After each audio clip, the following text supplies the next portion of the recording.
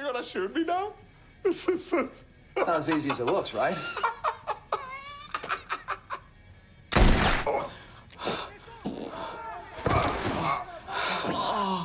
Oh, I've shit myself.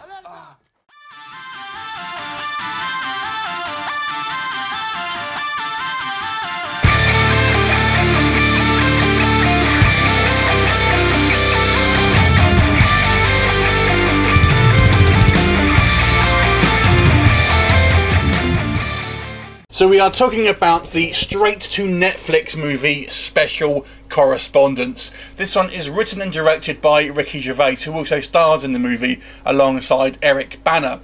Now the story here basically focuses on two journalists, one played by Eric Bana, who is a kind of charismatic kind of leading man who is basically has massive ambitions and kind of wants to go on to the next best thing.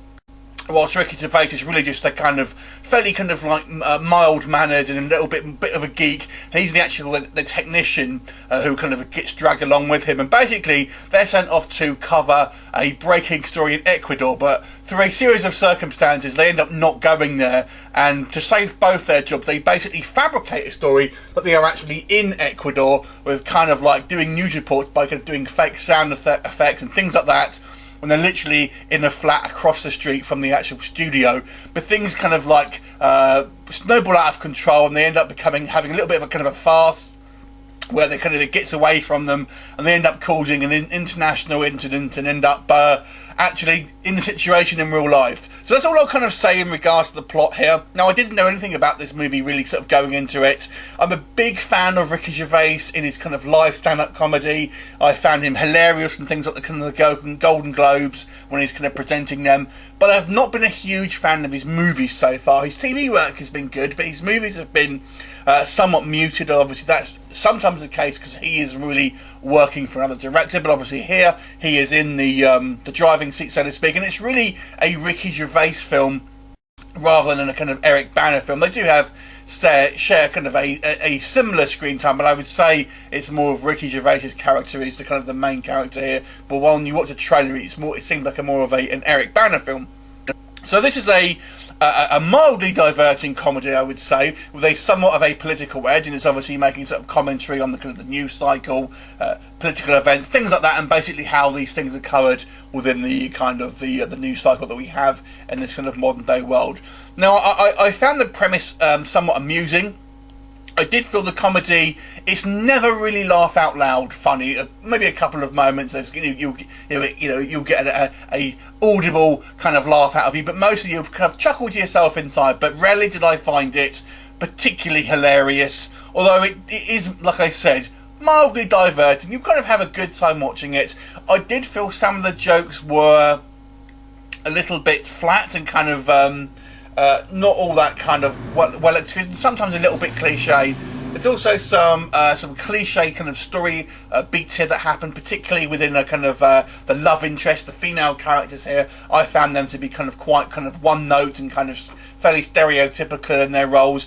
I did find Eric Bana very good in the kind of the more alpha male macho kind of persona that he's got here, and he's actually kind of quite fun in the role, and I kind of quite like the kind of the bond that actually happens with these two guys as well.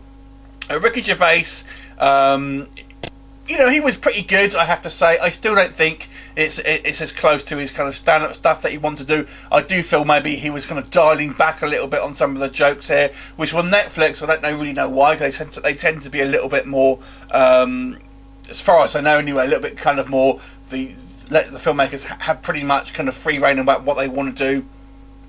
But if you kind of like a somewhat kind of like thought-provoking but a mildly diverting comedy, I think you can do a lot worse with this one. I actually kind of enjoyed it, and it was really the kind of these characters, that these two main characters that kind of really that really kind of brought you forward. The weird thing I would say with this one as well as another thing is the tone, because sometimes it has a somewhat kind of serious tone and kind of somewhat wants to say something, but then we have these very kind of cartoonish buffoon characters which really don't tend to mesh that well.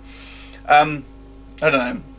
There you go. So it was a kind of a bit of a mixed bag, but probably a little bit better than average. It definitely says something about the kind of like people's need to be famous and things like that. Had a little bit of commentary on that and what the kind of the lengths people will do and stuff like that. But I don't know. It had some issues for me with certain character choices, but it was okay. I kind of enjoyed it. I watched it to the end and I enjoyed it as a film. There's kind of a small bit of action film in it as well, but not a whole lot. I would say check it out if you're a fan of Gervais. If you like his film work, then this is pretty much along those kind of same lines. Anyway, I'll give it a 6 out of 10. Have you seen it? What did you think of it? Leave me a comment and I'll look forward to seeing you next time. Bye for now.